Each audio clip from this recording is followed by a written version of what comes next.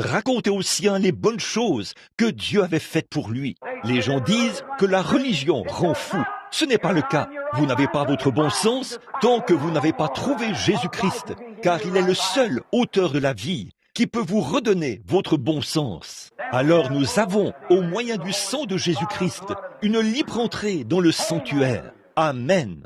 Par la route nouvelle et vivante qu'il a inaugurée pour nous au travers du voile, c'est-à-dire de sa chair. La chair, quel rôle joue-t-elle?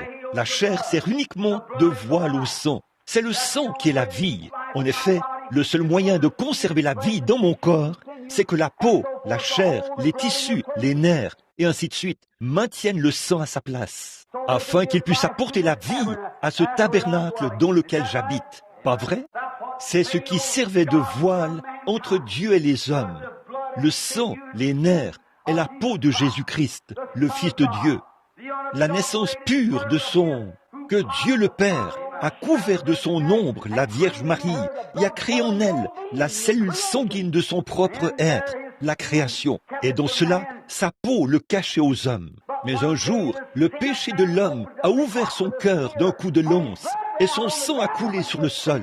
Ce sang a été donné gratuitement pour les péchés du monde et s'est révélé aujourd'hui. Et alors que ce sang est sorti, l'Esprit est aussi sorti. Et par le lavage d'eau, par le sang, au moyen de l'Esprit, nous sommes nés dans le royaume de Dieu.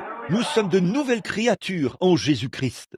Dieu a pris ce corps mort et immobile qui gisait dans la tombe et l'a ressuscité pour notre justification. Il est assis à la droite de Sa Majesté ce soir, en train d'intercéder. Quel genre de gens devrions-nous être? Des lâches, des poltrons, ayant peur de dire au patron qu'on est sauvé ou né de nouveau, peur de témoigner à l'ivrogne?